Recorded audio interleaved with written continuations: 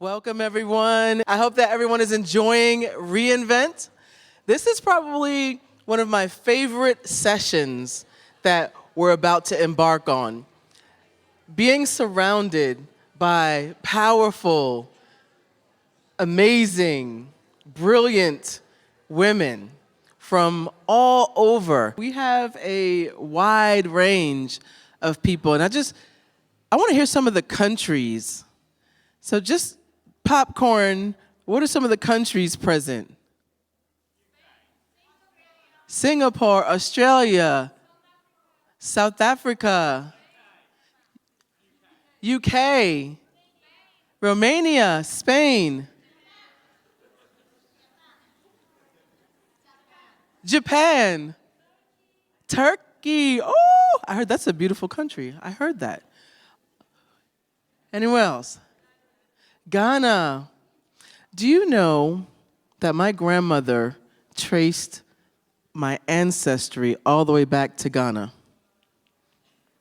Yeah, amazing. It just feels so beautiful to be amongst women of the world. This is so beautiful, and I hope that you take advantage of this time that has been set aside for you to connect, for you to network with one another. Because I'll tell you, there is no time like the present than to be connected to one another. Now, I know this is Women of the Cloud, but I do see some gentlemen present, and I just want to acknowledge you for being an ally, for standing with us on this journey. Shout out to all of the sponsors for this event, those that have come together. Thank you. So let's give everyone a round of applause. All right, now as people keep coming in, I want to hear from you too. What is your goal in coming to this session? What do you want to create for yourself? And I'm going to come out there because I really want to hear, what is it that you want to create for yourself? Because I believe in being super intentional when you spend your time. Time is the only thing that you have that you'll never get back. And so what is your intention today? Who wants to respond? Okay, right here. For me, it's hearing the stories of amazing women in tech. It helps me with visualizing and understanding what to do next, is seeing that path that's been paved and how we in the room can pave it in a similar way too. Awesome, let's give her a hand. All right. All right. To try and hold back or reverse the trend of de-investment and hostility against inclusive culture in high-tech industry. Awesome. Who else? What is your intention? Okay. I am in rooms where there are more men than women. Every session that I have attended today, in every row I've only counted one woman.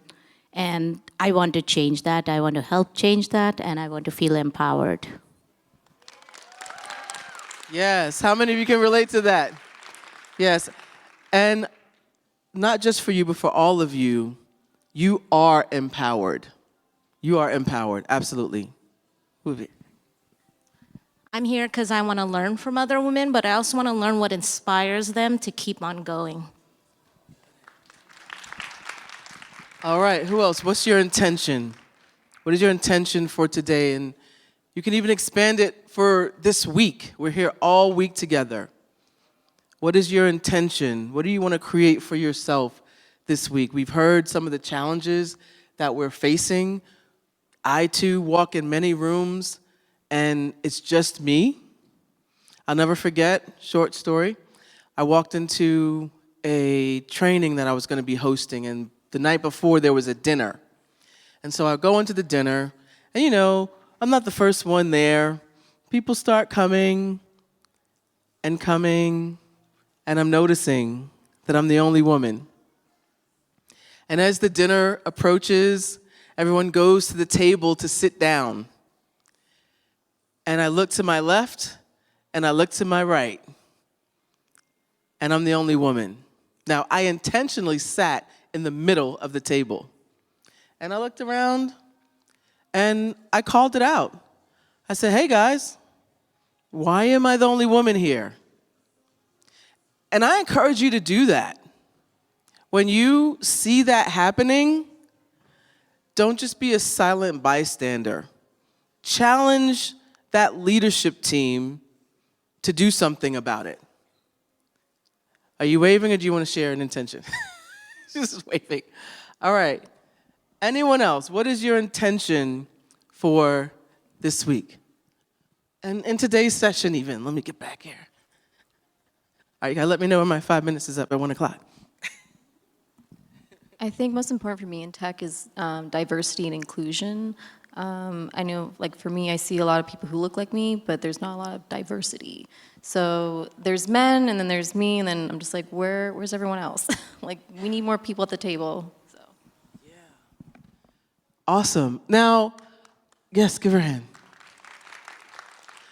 Now, we do have some men in the room. I'd love to hear, what is your intention? I'm looking at you, yep. That's what happens when you sit in the middle in the second row. Look, so some of the best members of my team are some amazing female women, and I try and be a good ally. It's the word was on my mind, you mentioned it. I also agree with the person who said that reInvent can be a pretty lonely place if you're a woman, and I give AWS colleagues, peers, I'm a client, a hard time to make sure these are diverse panels, diverse forums, because you got to see it to kind of want to be it. So it's quite nice to be the minority in a room by a long way. I perhaps hadn't realised, but it's great to be here, and I want to take the messages from this back to my team. We have about 13 people on the exec program here from British government, and this is really important. So I'm going to take some takeaways from here. So help me, give me some things to think about. Thank you, thank you. Any other gentlemen want to share? Oh, all right, got another share. Coming back here to you. Hi, I'm actually non-binary, and if anyone else is in this room, you're just as valid. And you know, I'm always for women and everything, and I want to hear these stories and take any notes I can back to my company and just keep championing that. Thank you, thank you. I was going there next. All right, are we ready? All right. Now, there is a movie that is one of my favorite movies of all time. It's called The Matrix. And interestingly enough, there is some information that I saw out there on the web that The Matrix was actually written by a black woman. Now, it's an interesting story. I haven't validated it, I don't know all the details, but it was just interesting to learn. Now, that movie impacted me so much that when I started my nonprofit, Extreme Teen Leaders, I made sure that I created a process for our student leaders, 13 to 18 years old, a process for them to make a choice. They could choose the blue pill and stay in their comfort zones, living their lives the way that they've been living them, or they could choose the red pill and begin to make their own choices, empowered, standing for what they believe in. And so my challenge for you today is to be a code breaker. Where are my code breakers at? Where are you at? I should see every hand up in here. Where are my code breakers? Now, I want you to understand first what the code is. The code is anything, any program in any system that gets in the way of what we're here for today. Inclusivity, diversity, and equity. Anything that gets in the way of that is code that is outdated, and it needs to be broken and reprogrammed. There are 3 things that I want you to do I challenge you to do to have that happen. The first thing is I challenge you to be present. Be present so that you can spot, so that you can be aware of those programs that are running that are not serving humanity, all of humanity. So be present. The second thing, I challenge you to be courageous. It takes courage to see something and to say something. It's one thing to see it, but it takes another level of courage to call it out and say something about it. All of our fears come up. All of our self-doubt comes up. Trust yourself. If you feel that it's off, guess what? It's off.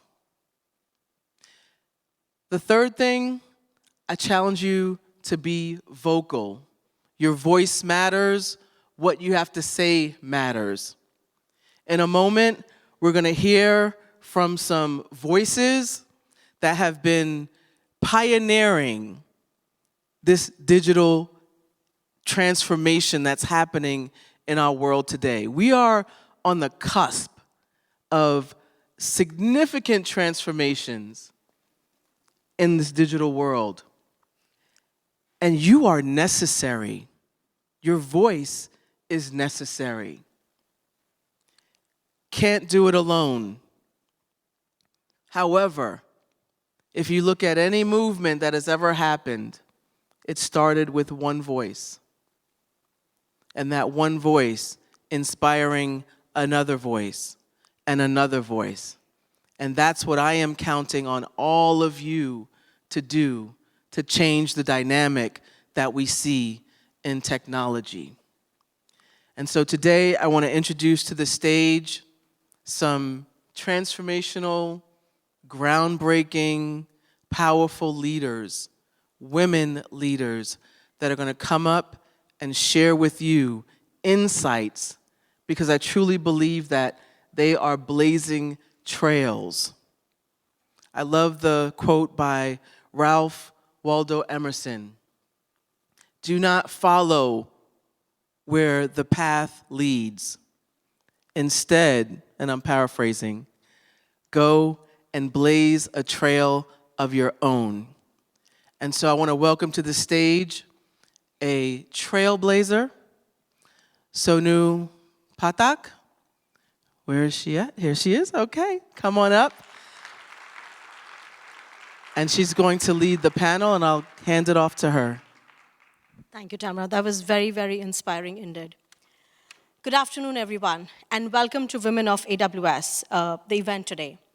It's an honor for me to be standing here in front of you, these amazing, inspiring women and allies who are changing the way we work, who are changing and reshaping the future of cloud, and building for a more inclusive, diverse network and environment. As we kick off this exciting event, I want to share some statistics with you. Did you know that women only make up 28% of the cloud computing workforce? And these numbers are further lower as you go into engineering. Most women think at least 50% of the time in the week to drop off from their work field of engineering. And as you go deeper into industries such as aerospace, defense, sports, automotive, these numbers are even sleeker. But why do I share this? What is changing? What's inspiring us today? We stand at a pivotal moment in technology. With the rapid advancement of cloud technology and generative AI, it's created new opportunities and is reshaping the technical landscape, but it is also reshaping the women and the industries that we have. Technology today is creating new jobs that didn't exist before, where the unconscious biases don't exist. It is democratizing innovation, creating a level playing field for startups, small businesses, many of which are founded or led by women. Today, at this event, you will hear from these remarkable women who are pushing boundaries, solving complex problems, driving innovation, and paving the way for the next generation of female leaders. These are the women who are breaking the code. Please welcome Vrinda Dapke.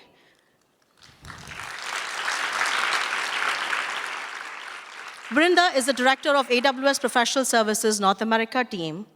Vrinda is passionate about women in tech. She is serving as an executive sponsor for Women and Allies Affinity Group. Next on stage is Jess Salzburn. Jess is the CIO of GE Aerospace $6 billion Defense and Systems Division, serving military and commercial customers. She is passionate about serving the warfighter and has a reputation of challenging conventional norms to deliver transformative change for her business and customers. Last but definitely not the least, please welcome Julia Landover, a two-time champion race car driver from New York City. Having most recently raced in NASCAR Xfinity Series, she's raced all over the world, including the NASCAR Euro Series, where she finished 5th overall, the highest ever for an American. Away from the track, Julia is graduated from Stanford University.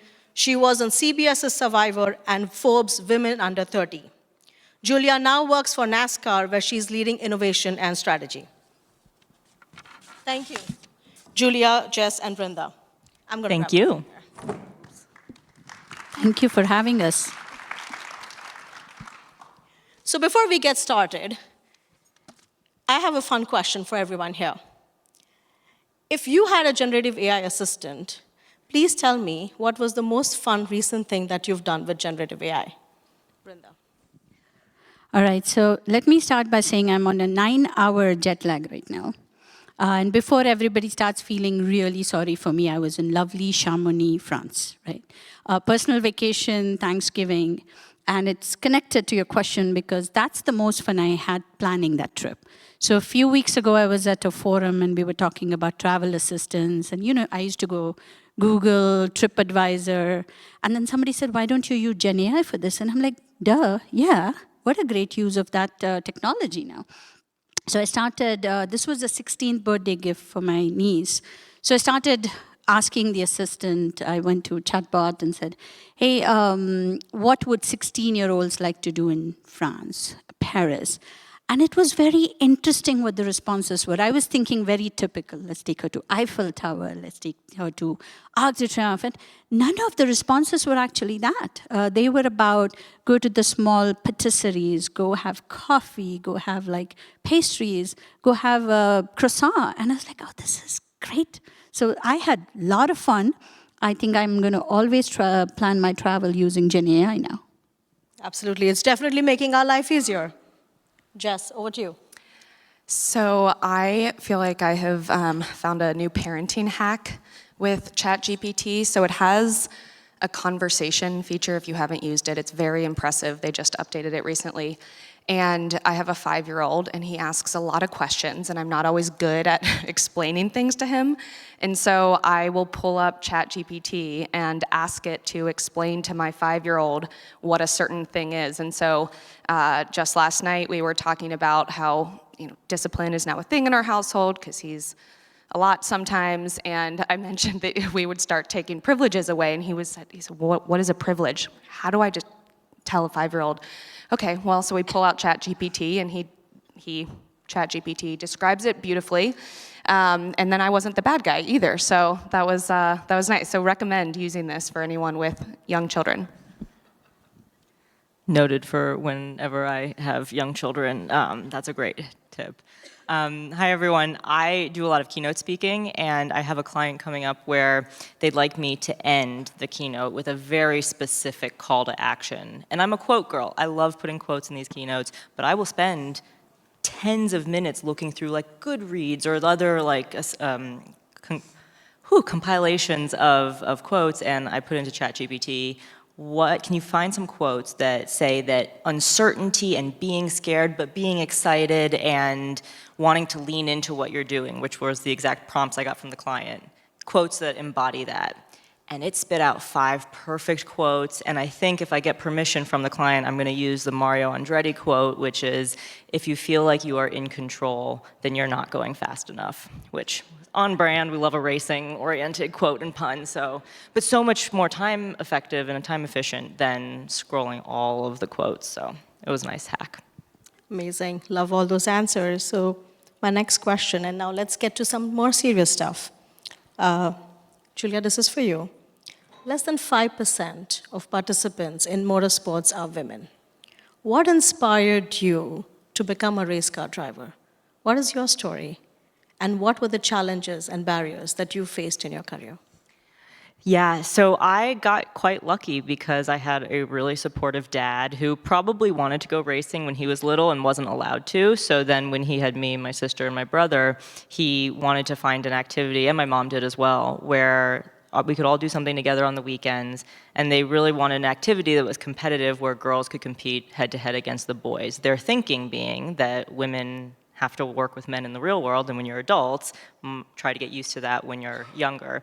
And I loved it. I really liked working with adults. I really liked being the only girl there for a while. I'm thrilled that that's not the case anymore and that there are a lot more women, but it was kind of cool to kind of defy the stereotypes that people came in with, especially at a young age, like when you're 10, 11, 12, and boys have ideas that girls have cooties or whatever, and could just show that I was a competitor.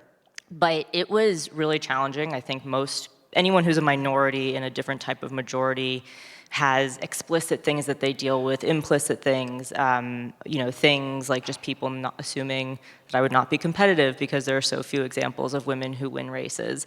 And when you walk into a room and you can feel that people underestimate you, it pierces you, right? Like you then have to put in this extra activation energy to get their respect, to get them to believe in you, to be able to focus on your job.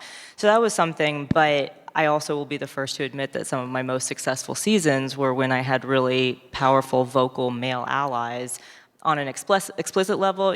Tamara was talking about, it's hard to speak up when you see something that's unjust, and so the guys who have had that courage has been really impactful, and then also guys just not underestimating me. So it's really, really cool to see things like F1 Academy and some of the women in NASCAR and in sports cars. I'm really sad that I'm aging out of it and not going to be part of that wave of women in motorsports, but it's really cool to see that we're seeing some change because we need to normalize not just having like the token woman in a group, but rather having a bunch and really losing the scarcity mindset. Thank you. Let's build on that. Jess, question for you. While we have seen a steady increase for women in STEM, but aerospace and defense is still an industry where there are not too many women, and especially women in engineering. How do you find yourself navigating that challenge as a CIO? So it's funny. And actually I had like all these prepared remarks, but even just being up here, I feel like I'm inspired to share different stories. That 28% that you shared in the beginning of females in STEM feels exciting that, for many, because it used to be 1%, and I was looking up these statistics, which is pretty shocking. But it's also still kind of depressing that it's 28%, and that figure has remained pretty stagnant over the last decade. We had a pretty significant growth in the 90s and early 2000s, and it's growing a little bit, but maybe a percentage point here and there from year to year. And to me, that suggests that there's probably some barriers that are more structural, societal, cultural in nature that are causing that. One thing I think is a big contributor to that is we just don't have the pipeline of talent coming in the top of the funnel. And that gets to some of the cultural challenges where I think we still have these stereotypes that, when young girls are growing up, they're maybe not always directed toward technology careers and whether it's, engineering, IT, whatever it might be. And so one thing, I'm trying to just drive change in my own sphere of influence. And I think if every single one of us did that, how do we speak truth and confidence into whether it's young girls or early career women in our networks and our circles, being sponsors for the women that we know professionally that have an opportunity to ascend the ranks. And I think just personally, I have always just kind of shown up as who I am and, hoped that I would be noticed for the job that I was doing. But I recognize that, I think it's kind of naive, though, to expect that every woman in a technology field can just show up and do their job and,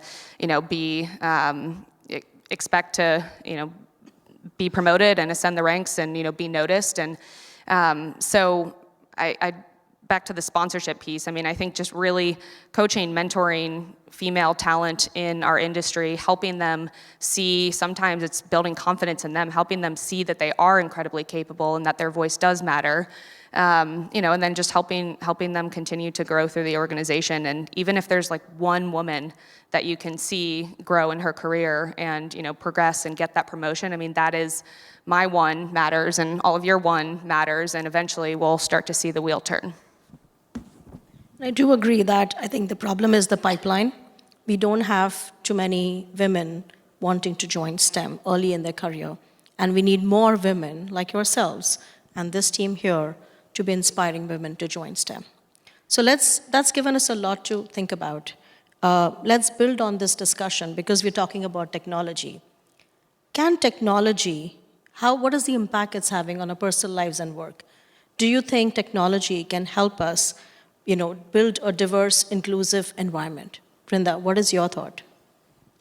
So, to your point, Jess, I was thinking about when you were talking about barriers. So I'm an engineer myself, and you're right. It was not a profession many women aspired to go to, forget about going. So I feel like many years ago, technology itself was a barrier, right? Everybody was like, oh, it's going to be difficult, math is hard, STEM is difficult. And there is statistics, you talked about data, there is data that shows even today the number of women who drop out of STEM careers grows, right? It's growing. So I think we are at a great time, though, that technology is now turning over from being a barrier to actually being an enabler, right? And we are all part of this revolution. I think it's incredibly great to be part of this time where we are seeing some changes. Couple of things that come to mind. My background is in healthcare, and I think about a lot of changes that have happened in healthcare. So a lot of enablement that has happened for women, particularly for health, as in your physical health, but also your mental health and well-being. I think there is a lot of advancement that has helped. There is again, data statistic that shows that women often have imposter syndrome. Women lack confidence. Women don't feel entitled. And a lot of tools are available now that actually help you overcome it. Language translation tools are readily available. Remote collaboration tools are available that make it easier for more women to collaborate and talk and understand. And I think that's where I feel that technology will help instead of being a barrier as it was before. Because now I feel there will be more women who will say, oh, I can do it. I think role models. There are more role models. Somebody, I think, talked about it in the room, that whenever you go for technology events, you see more men. And I don't see that today. I was walking around the halls. I came here in the morning. I'm seeing a lot of women today, and that is fantastic. So I believe that we are at this really inflection point where technology now will help more women come into STEM versus making it a barrier, right? Because now we are building that kind of inclusive environment, which will, which let's see how it works out. But I'm optimistic. Jess, your thoughts? Technology at its core is neutral. In the hands, however, of people that are passionate about and will fight for equality and inclusion, it can be really powerful. I think there's ways, and we're even doing this at GE Aerospace, of how do we even just analyze the data to better understand where we may have representation, gaps in our workforce. We track our DEI metrics every single month as, a critical KPI in the organization. We're starting to see AI be used to combat recruitment and hiring bias, which is, phenomenal, as well as access to technology, whether it's, education, training online that maybe give women an opportunity to access that maybe otherwise wouldn't have had that within their reach. So there are certainly a lot of opportunities. I too am optimistic, with that caveat that the technology itself is not going to do it. It takes people like those of us in this room to actually take the step to make it happen. And I echo everything that you two said. And I also wanted to point out that when we talked about the pipeline, there was research that showed that teachers graded third grade students like short answer math and science questions harder for girls than they did for boys. And so from this very formative age, we're having kind of this subjective approach to some of how we're grading. And so then a third grade girl might come home and think she's not as good as math than like her third grade brother, right? And that's something where technology, I think, can be really exciting if we're really, really intentional, especially around generative AI, really intentional about not transmitting those biases into the technology, into the generative aspect especially. And so I think that's so critical to keep an eye on so that we don't have those pipeline issues, because I think also that gets paired with, you were talking, Vrinda, about confidence, and the Harvard Business Review study that's from a while back, but says that, women feel like they have to meet 100% of prereqs to pursue something further, whereas guys feel in general they can meet 60% and be fine. And it's like we need a little more of that energy. And so if there's all this research out there and we can know that and we can seek out some of that research and then be intentional about how we're training these large models with that in mind, so we can try to be as unbiased as possible, I think that's where there's a ton of power. But it's also kind of scary if we don't do that, where can some of these biases permeate? So I know that there is a lot of public effort to do that, and I hope that that continues. Definitely, and I feel that with technology today, a lot of young girls want to pursue a career in medicine because they feel empathy, they want to care. But today with technology, they can do the same.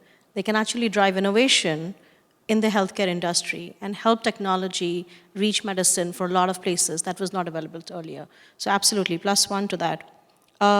Jess, let's talk about innovation in aerospace and defense. It's a very male-dominated industry, but you are the CIO, you're leading digital transformation and innovation. What are you doing for your customers in this industry? How are you delivering transformation? This is probably my favorite thing in the world to talk about, and you'll start to see my passion come out. So supporting the defense business, and therefore supporting the Department of Defense, allied nations, the warfighter that is working to keep peace domestically and abroad, is really, really cool right now, because we are living through this massive transformation in the way that wars are fought, and hopefully wars are deterred, driven by software, artificial intelligence. Think back like Cold War days where, it was scale and strength is what deterred our enemies and won wars. Well, that is no longer the case.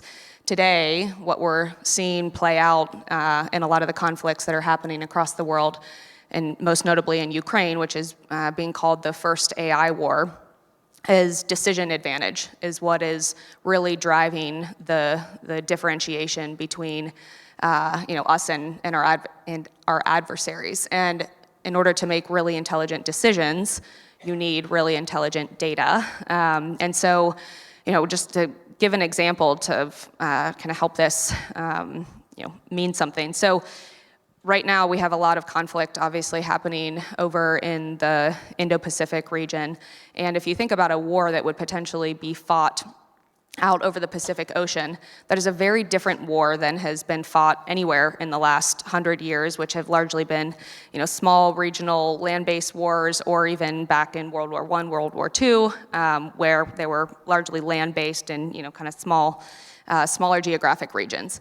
And so if you think about what it means to be in the middle of the Pacific Ocean on an aircraft carrier flying a fleet of F-16s, and now that we live in an age of electronic warfare where comms are contested all the time.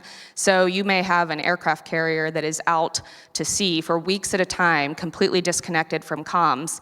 And the people, the airmen and women on that carrier have to still complete their mission using the same information, data, decision intelligence that they would otherwise in a connected environment. And so we're using technology to enable that, whether it's edge compute so that they can actually do the computing in a disconnected comms environment out in the middle of the Pacific Ocean.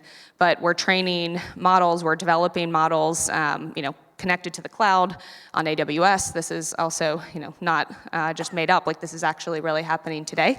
And GE Aerospace supports a lot of this. And then those models are deployed at the edge in a, comms contested environment where comms are shut down. And it's just really, really cool to again, you probably could hear my passion, but it's just, being in IT in the defense space right now, where we're just seeing the entire system change in the way that we show up to our adversaries, the way that we deter them, and hopefully never have to actually go to war with any of them. But it's it's just a really exciting time, and excited to see what comes even in the next decade or so. Definitely breaking the code there. Julia, my question to you is, you are the head of innovation and strategy at NASCAR. You're also a race car driver. Please tell me, how are you changing the way the motorsports is being played and what the fan experience is? And especially, how are you bringing your own personal experiences and advancing for women as you build technology and innovation at NASCAR? Loaded question, but here we go. No, so it's really interesting. So I'm a year into my corporate career, and it's fascinating to see kind of how a lot of things that I focus on track are also relevant in the corporate space. And specifically with innovation, and I think when people think of motorsports, they think of Formula One as having the most high-tech cars or stuff like that, but NASCAR is very, very sophisticated as well. It has the culture of that race on Sunday, sell on Monday, but the amount of work that goes on at the R&D Center in Concord, North Carolina, and seeing how we're trying to push the limits with a relatively small team of engineers. I think the engineering group on the competition side is roughly 10% of the entire company. So a lot of really smart minds that are trying to make the cars better and trying to be smarter about how we're developing safety and the cars themselves. The car models change every so often, and so dabbling in Gen AI for things like modeling, because CAD is very time intensive, and how, are there ways that we can use some of these newer technologies to be more efficient in how we're modeling and keeping safety at the forefront. So there's a lot on the R&D side, which is really cool, and I am not an engineer, but I'm so lucky that I get to hang out with them every week and see what they're doing. But then on the fan-facing side, where I'm a little more involved, is really exciting because, let's be real, NASCAR races are long. It's several hours, 3 to 4 hours of racing, and I truly believe that there is something for everyone at a NASCAR race, whether it's the drama of a season-long rivalry for 36 weekends, or the technology of the cars, or seeing in-car cameras and seeing just how violent it can be in the car, and these athletes that are doing so much. And so we've started publishing this year some different AI-generated fan engagement. So whether that's from the AI-powered videos that we have that are kind of on demand and react to what's going on in the race or a fan's favorite driver, that's been really cool. Race summaries, live summaries of what's going on at the track.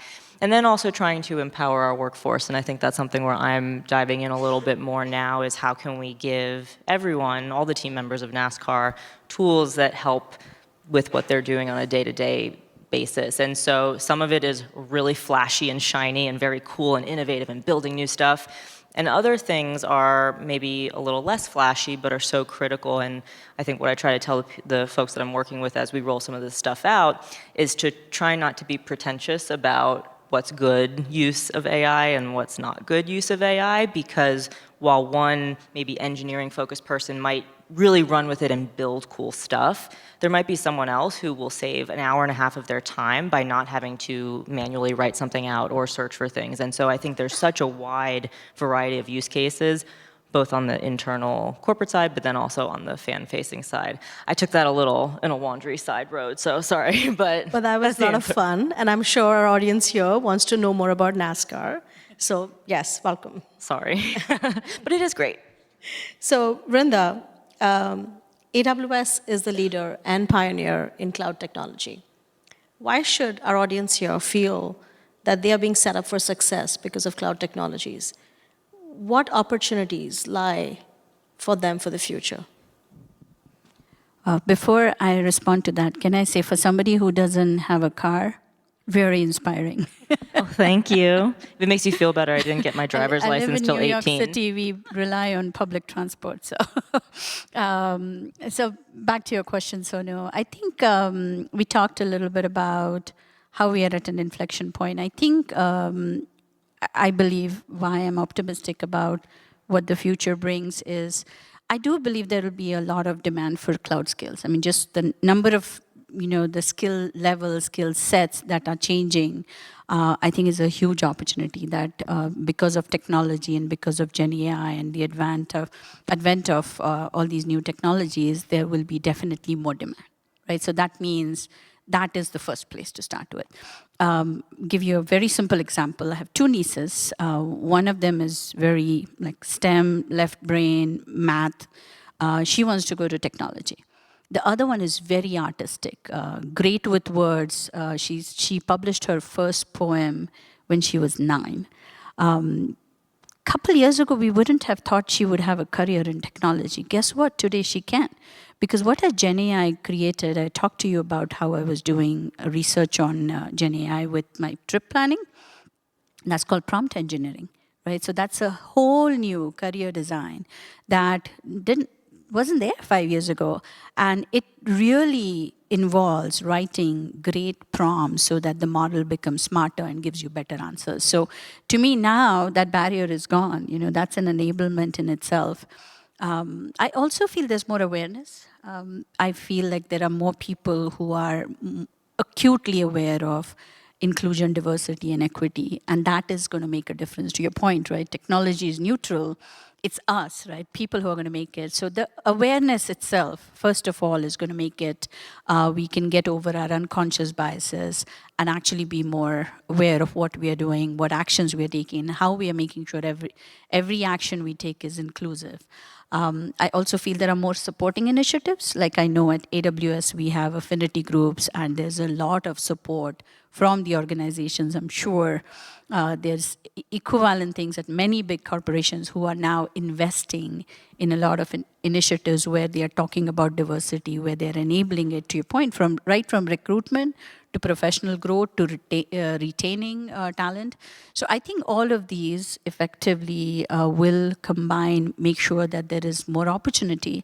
And I think it's kind of driven by technology, driven by humans, driven by everything collectively. I do believe there is a bright future. So a lot has been said, linking financial performances of companies which are more diverse, more equitable, to innovation. But yet the progress has been very slow. We've seen some numbers, 28% women in tech. So what is the gap and what is the opportunity? How do we change that? Do you want to respond, Julia? Well, it blows my mind that there's research that shows that innovation is more advanced, and that bottom line is better when there are more diverse perspectives, because obviously you avoid problems. You're able to kind of cover more bases. And I'm not going to lie, it can be a little disheartening to see kind of the very incremental changes that we're seeing. But I think a big thing that I have always advocated for is allyship. I think, as I mentioned, having strong allies is so critical to gain confidence, to prove to other people that we should invest in these and pay attention to the quote-unquote minorities. And so I think we latch on to the folks that are helping us out. And the other thing, I love guys, I love my dad, I love my husband, brother, I love that male allies. but sometimes like they'll say stuff that with so much confidence and then they'll be so wrong.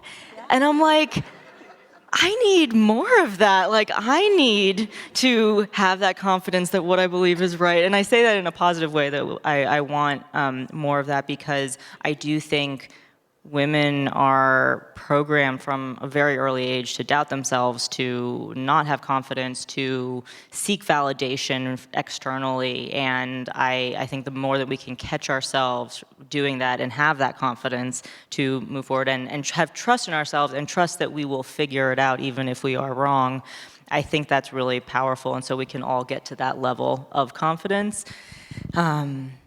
But I don't think there's a one-size-fits-all answer, and I think everyone has to do their part, and it's going to look different for everyone because different people have different comfort levels with speaking up or putting themselves out there or correcting people or whatever it might be. So really leaning into what you do feel comfortable with and pushing that comfort zone a little bit. That's all I got for you right now. We got to keep trying because we're seeing improvements, but we really need more. And I'll let someone else articulate it a little better than I just did. No, that was great. And, I spoke a little bit earlier about the need to ensure that we have the top of the funnel. But even, just retaining female talent in the workforce is a big challenge as well. And your comment on the confidence is so true. I had a female mentor one time tell me that if you don't take up space, somebody with less knowledge will take it up for you. Especially, think about in a room, in a meeting where you are the subject matter expert. And if you're not going to speak up, then, and whether it's a guy, oftentimes it is, or maybe another woman, this is, I'm not discriminating here, but if you're not the one speaking up and sharing your knowledge, then somebody else is going to take up that space for you. And I think just in my own kind of personal journey throughout my career, a lot of that confidence to speak up, and I still, certainly have moments of where I lack confidence, but so much of that has just come from practice. Early in my career, probably maybe 4 years into my career, I had gender doesn't really matter in this story, but it was a male leader who, after a big meeting that I had been invited to with VPs, I was in the room, right? So I assume my voice is important, and I had spoken up, and he pulled me aside after, and he said, in those sort of meetings, it's really best just to let the leaders speak. Like, basically, you just don't speak. And I was always a pretty confident child, and early in my career, I had built that confidence, and then I can point to that exact day and that exact moment that my confidence just tanked to the point that I started speaking up in, any kind, even if I was asked to give a presentation, and I would just get hives because I was so nervous because that one comment that this guy made. I ended up, doing Toastmasters and all these things to invest in myself and invest in my confidence to be able to speak up. But I kind of laugh about this now. I have several coworkers that are here in the room with me, and they're probably like, yeah, right, because I will speak up anytime, anywhere. But, that didn't come naturally, though. It came just through practice and putting myself in the position where I was gonna speak up. And, it's maybe one thing. You have one thing that you want to say in this meeting that you're going to.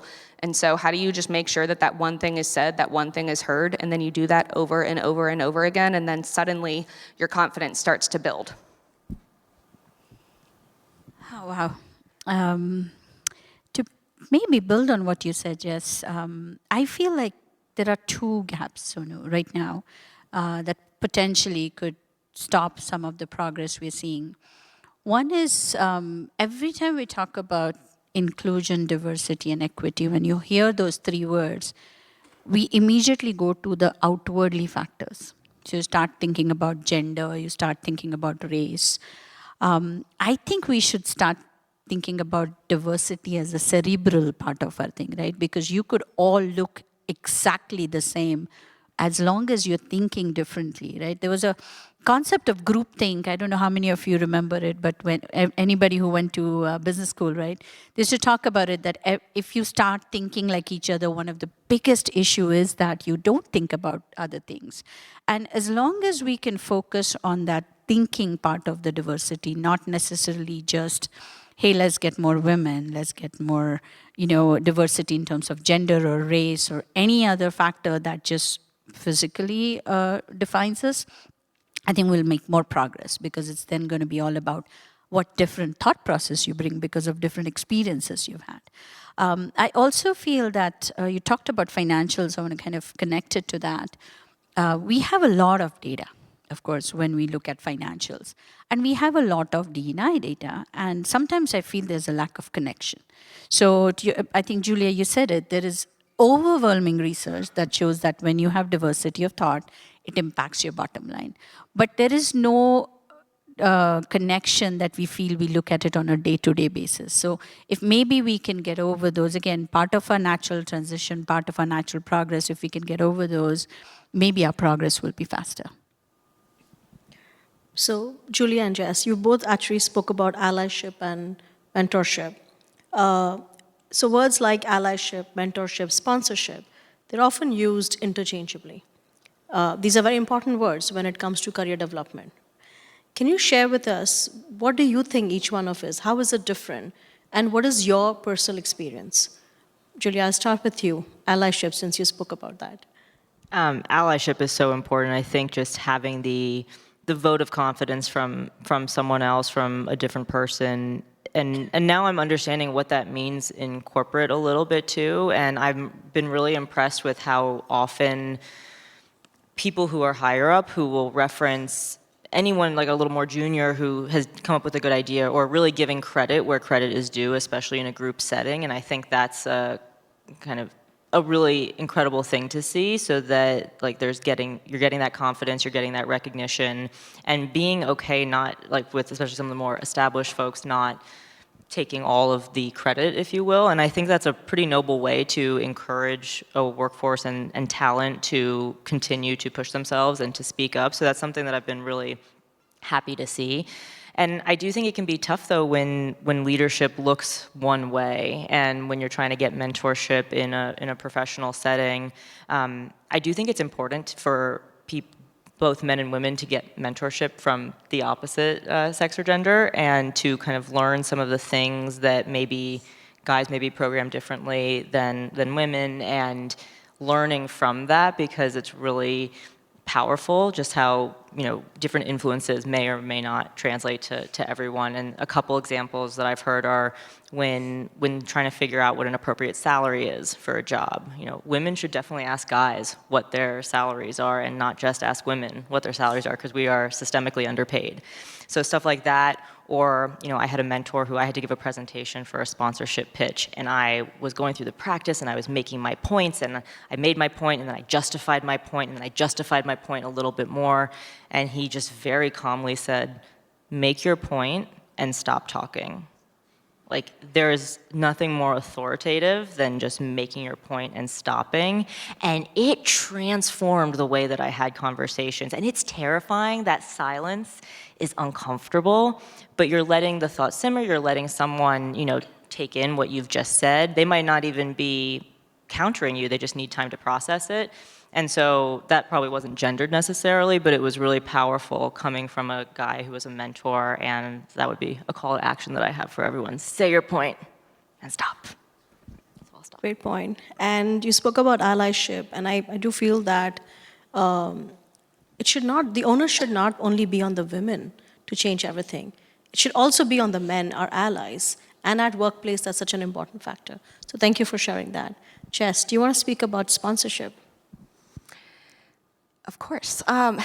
So I had to, when this question came in the pre-read, and I had to really think hard about allyship, mentorship, sponsorship. But then as I started digging in, and I did ask ChatGPT, by the way, to define the difference, sponsorship became a really obvious thing that has played out in my own career, and I would argue is largely the reason that I'm in the role that I am today. So if mentorship is guiding and coaching, sponsorship is, and actually ChatGPT did tell me this, and I love it, so I'm going to repeat it. It's when somebody puts their own reputation on the line to give you opportunities.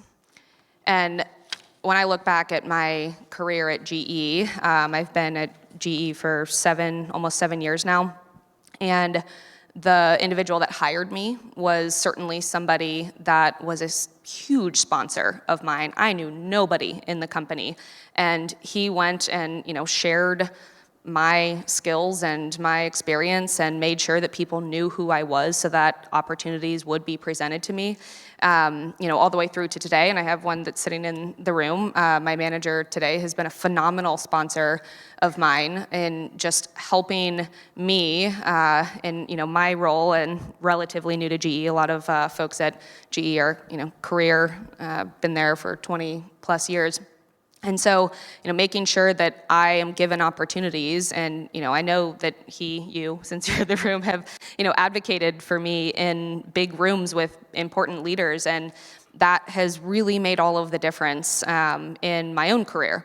And so that is what sponsorship has looked like for me, how it's benefited me. But I love that it's also this virtuous cycle that I have seen the way that sponsorship has transformed my career. And so I am now able to serve as a sponsor to other individuals, many of whom are, females in my organization that I lead, to make sure that, I am also now putting my own reputation on the line for their advancement and for opportunities for them. And I hope that, as the cycle continues, that they'll do the same for individuals under them as well. I have a follow-up question. So we have a lot of young women here in tech. How do I go and get a sponsor? Do I ask someone to become my sponsor? How do I go about that? That is a great question, because my sponsors, I think, happened organically. However, if you don't feel like you have somebody in your life, in your career, that you would point to and say, this person is my sponsor, this is one thing I think females especially, oftentimes we tend to sort of sit back and wait for opportunities to come our way and hope that we're going to be noticed. And so if you want a sponsor, go and find a sponsor. Have that conversation, right? Hell, give me as an example. Hey, I was at reInvent and I heard this, crazy defense woman talking about sponsorship and how it transformed her career. I would love to have a similar, person in my life, in my career. What would that look like? There's no reason why not. And if you get an answer you don't like, then you go to the next person. No harm, no foul. And sometimes you just need to ask. So Vrinda, over to you on mentorship. You are a mentor for a lot of women in AWS. Can you share your personal experience? So I think I agree with some of the things that I said here, right? That for being either an ally, mentor, or a sponsor, it doesn't have to be a gender thing. Men can be allies, women can be allies of each other. I can have a mentor who's a man, I can have a mentor who is a woman. I don't think it matters really at this. I've really liked your example about the whole compensation negotiation conversation. So just to make it very tactical, right, very real, I feel like an ally would be somebody who would fight for equal pay opportunities for women. Great, like commitment levels, I think of them as different. Mentor would be helping somebody how to negotiate that. Hey, do this, have you done that? You just mentored a few people here by saying, ask for a sponsor. I think that's very, live example. And a sponsor would fight for that career move or a wage negotiation for them. So in my mind, I think mentorship, because specifically you asked me about it, is really making your mentee understand their own power. And so, I think we started by saying you're all empowered, and sometimes you just need somebody to tell you that. You have the power, it's all within you, it's not external. But that's what the mentor does. The mentor doesn't tell you what to do, mentor doesn't actually say something that you don't know. It's just something you always know it's within you. Your mentor just brings it out. And I feel as a mentee, I have learned from many mentors, different things from different mentors. And just like you, Jess, I feel fortunate to give back. But really, I think it's more selfish because I have learned equally from my mentees. Great way to summarize, Vrinda, and thank you. We are almost at the end of our session. So thank you, Julia, Jess, and Vrinda, for such a powerful discussion. It was very insightful, and thank you for sharing your personal experiences. Before we wrap up for today, I have one last question. If there is one thing, if you want our audience to take away from today, what would that be? Julia, I'll start with you. So I was thinking about, because there's so much advice you can give once you've been through the rodeo a few times, but I would say that something I really believe is that, you know, we really grow, we really broaden our horizons, we see what we're capable of the more that we push ourselves out of our comfort zone. And I would encourage you that from here on out, whenever you're thinking about doing something, thinking about trying something, going for something, ask yourself the simple question, why not? And you'll need to be self-aware, you'll need to be realistic about what parameters you have, but if you can't give yourself a good enough reason not to try something, besides the fact that it makes you feel uncomfortable, then I think you owe it to yourself to give yourself the kick in the butt and go try it, because you just never know what you'll be capable of. And having that yes mentality, even when it's scary, even when you're uncomfortable, even if you don't think you're fully prepared or qualified, you never know what you'll accomplish if you don't try. And I think that can be on a small scale, it can be on a big scale, but reminding ourselves that it's kind of easy to say no, and we don't want to fall into that trap to be able to live our best lives. So a little broad, but the simple why not can sometimes be the push that you need. Along the same lines, imposter syndrome is so real for everyone, by the way. The CEO of your company has imposter syndrome, if you didn't know. But I think especially for women, I show up to work every day and am like still, I like trick them into giving me this job. Like I have no idea what I'm doing every single day. And yet I just, keep showing up, and I have good days and I have bad days, but it's about just putting one foot in front of the other and showing up with confidence that I don't have all the answers. I don't always know how to do every aspect of my job, but I do know that I'm capable of figuring it out. And I would want all of you to take that same lesson away of confidence doesn't just foremost come naturally. For some it does, unfortunately. But it's something that has to be built and practiced, to my point earlier of like taking up space in a room and just speaking up and getting that practice and building the confidence in having a big assignment that lands on your desk and you have no idea how to do it and you do it anyway and you end up succeeding. And those little things of just stepping in, leaning in, and building confidence over time is going to help you take up more space the next time you're in a room that's intimidating or presenting to leadership or whatever the situation might be. And so just a reminder that imposter syndrome is universal, and practice is the way that you eventually, doesn't, again, fully go away, but it helps. I have a very simple ask of all of you. We started with it when we said that many sessions you walked in and there were more men in the room. And this session, more women in the room, but it is a session that says women redefining the future. I think this is a session we would love to see more men in the room. So next time when we do this, I would love all of you to bring one male ally, and I would love to see a room that's at least half men. Promise? Thank you so much.